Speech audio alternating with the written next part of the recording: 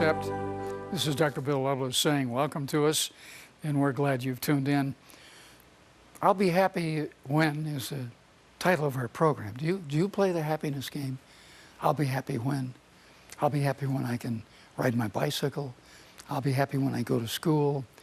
I'll be happy when I get done with school. I'll be happy when I get married. I'll be happy when I get divorced. I'll be happy when I get a job. I don't like this job. I'll be happy when I'm done with it. I'll be happy when I have more time. I'll be happy when I have more time to travel. I'll be happy when I retire. Some people play the happiness game. I'll be happy when all their lives. They act as if you add something to life or take something disagreeable away, they're going to be happy. Do you play that game? I'd like to today discuss with you some of the problems of happiness in the past, happiness in the future, and happiness in the present. People play the happiness game. You may play the I've played the all of us have played the happiness game. This is the way it is in life. And I'd like to change your attitudes this morning. I'd like to have you and me change our attitudes toward what makes us happy. Martin Seligman, one of America's premier researchers in happiness, has helped us a long way, and some of his concepts we'll talk about today. Others we'll talk about from Scripture. The wise man in Ecclesiastes 2, what makes people happy to do their work, to eat and drink and do their work, and worship God. Socrates said, don't ask what makes me happy, it's the wrong question. He says, what is the nature of the good life? That's the right question. So today, we're looking at I'll be happy when. So let's take a look at what this might encounter. In 1967, Warner Wilson, a psychologist here in the United States, said happy people are well paid, married, healthy, young, well educated, of either sex can be happy, of any level of intelligence, and religious. Well, that's a list. Well paid, married, healthy, young, well educated, of either sex, either intelligence, and religious. This was 1936. Well, we've studied happiness a long time since then. Major studies. And these studies have indicated that about half of those were right, and half of them were wrong. The only problem, which half? Because they all sound kind of good. And so Seligman and his colleagues at the University of Pennsylvania and a number of others, University of Michigan, there have been a number of studies done, and this program will be reflecting some of those studies and the outcomes of those studies, and the work of Beck, who's a hero of mine actually for his insights into how people think and feel. And we're going to look today then at what makes people happy. Let's take a look then at what really works. I'll be happy when what? Current research correlates happiness with. Now this correlation that we're looking at is a correlation that is moderate, very robust, or not so robust at all. So let's take a look at number one, living in a wealthy democracy, not an impoverished dictatorship, has a robust contribution to happiness. In other words, if you live in the United States of America, you should be happy. That's a robust relationship between living in a democracy, not an impoverished dictatorship. Second was getting married. Getting married has a moderate effect. It can make you happy or not. It has a moderate effect on happiness, contrary to what the research said in 1936. Number three, avoiding negative events and emotions has a moderate effect on your happiness, and acquiring a rich social network has a very significant effect on your happiness. Acquiring a rich social network. What this really means is you have made a lot of friends. Nobody has a lot of intimate friends ever in their life at one time, but people that are happy have acquired a rich social network. That is one of the things that makes people happy. Well, let's go on with the list because it goes on and on. Acquiring a rich social network and getting religious. Getting religious, you would think, would have a very robust effect on happiness. As a matter of fact, it doesn't. It has a modest effect on making people happy, but not as much as some of the others. Well, let's go on. The list goes on, and it's an interesting list as we look at it. What makes happy people? And so, don't bother chasing these rainbows. Number one, making more money. Sorry, money doesn't make people happy. Staying healthy, only moderate. Healthiness is a subjective state. So basically, you might be happy or you might not be healthy, and that is only moderately relation to happiness. Getting as much education as possible. Well, only moderate again to making people happy. Changing race or making a different warm climate, no effect at all on happiness. No effect at all. So these are interesting research results that say about half of the research in 1936 was right and half of it was wrong. And what most of us think makes people supremely happy only moderately: more money, better health, and more time. All have a moderate relationship to happiness. Interesting findings. Now let's take a look at the past, the future, and the present. Positive emotions about the past. Satisfaction, contentment, and fulfillment are the three. These are the positive emotions about the past. Satisfaction, contentment, and fulfillment. What satisfies you from the past? Are you satisfied with your past? I talk with people all the time who regret the past. They talk about all the things that they regret. You know, if you talk about all the things you regret about the past, it can be very regretful. It is no longer very satisfying if you talk about all the things you regret. If you talk about the things that were satisfying, of course, then it's going to be satisfying. That's something that Aaron Beck had something to say, and we're going to talk about him in a minute. But contentment, very related definitely to satisfaction and fulfillment. These are the positive emotions. Positive emotion is another way of saying happy. So these are the happy things about our past that we need to recall, talk about. The satisfactions, the contentments, and the fulfillments of the past. Very, very important. Okay, let's move on now and look at emotion from the standpoint of Aaron Beck. Aaron T. Beck, cognitive therapist, says, emotion is always generated by cognition, not the other way around. Emotion is always generated by cognition, not the other way around. Now let me put it to you all another way. If you don't like the way you feel,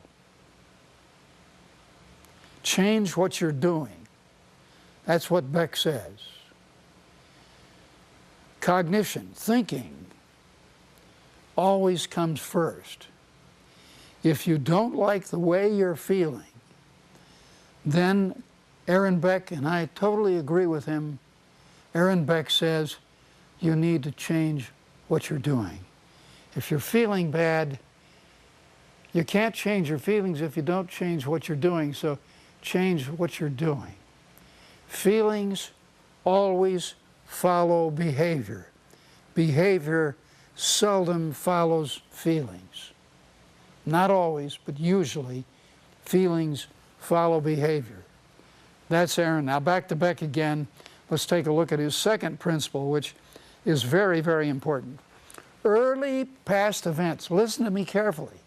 Listen to me carefully. I'm looking at some people today, I'm talking at some people today who are convinced that what happened to them in their past is why they're the way they are today. Listen to what Beck says. I want you to never, never, ever forget. Early past events exert little or no, underline no, influence on adult lives. You are not stuck.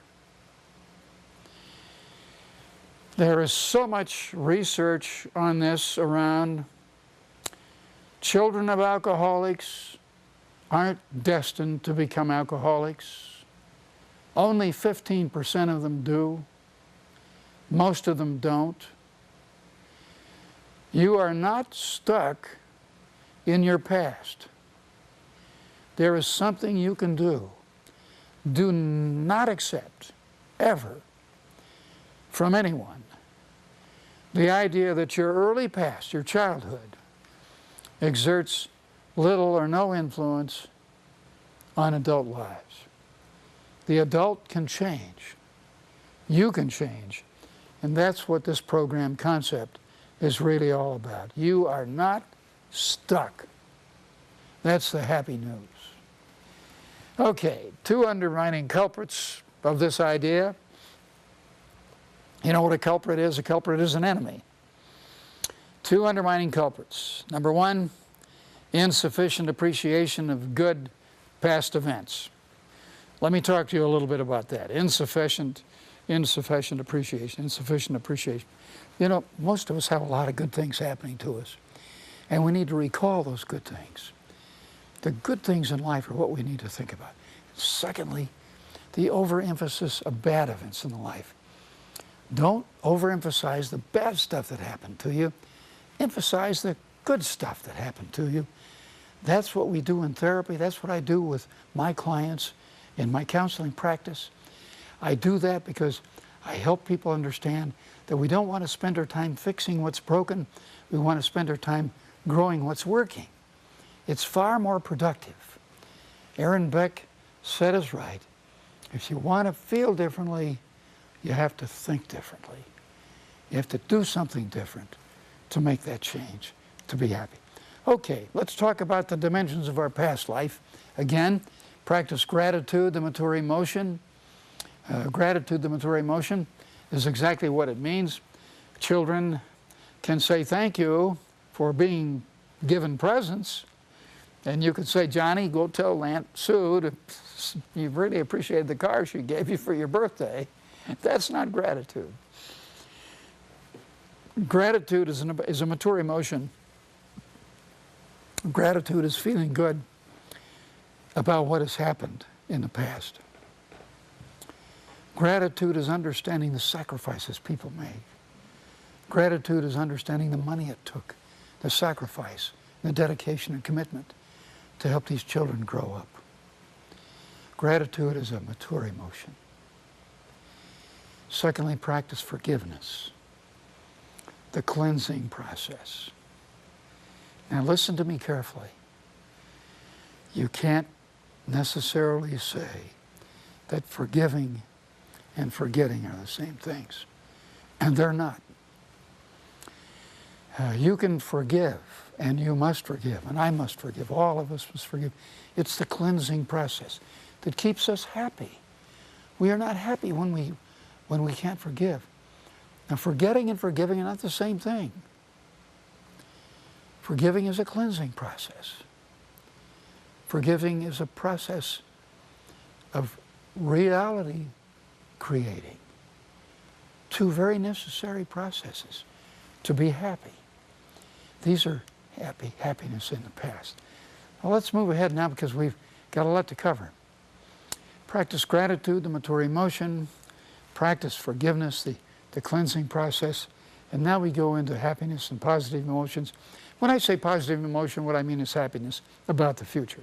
Trust, confidence, hope, and optimism. That's the list. Well, let's take the list one at a time. Trust. What does trust mean? Faith. The religious person says trust and faith are the same thing. I trust you. I have faith in you. Confidence. I have confidence in you. I have confidence in the future. I don't feel I'm stuck in the past. I have confidence in the future. I have hope for the future. I have reason to have hope. More people around me would rather help me than hurt me if they knew how they could. I believe that. I've had that happen to me so many times. I have hope for the future. I have optimism for the future because there are a lot of good people. I've had people stop when I was stuck beside the road. I've had people call me when they were in trouble to help me out. I've had all kinds of optimistic things happen to me in my life. Trust, hope, confidence. These are the things that make us happy with regard to our view of the future. We want to forget about getting stuck in the future forebodings. Agree with yourself. Disagree with yourself. Don't be afraid to do both. Dispute convincingly with yourself. You know, is this really the way it is? Is this really the way it is? These are the forebodings that I want to get rid of in the future, and I want to get rid of them now. Dispute.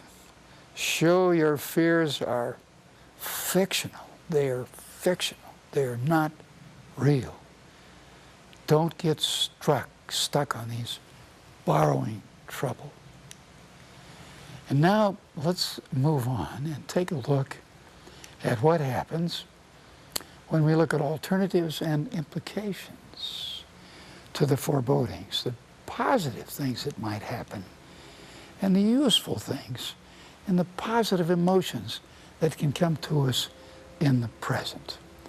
The bodily pleasures, the immediate, momentary, sensory, stimulated pleasures, the ecstasy and the thrills. Okay, let's take one at a time. The bodily pleasures. Ooh, I love to eat. I love to smell.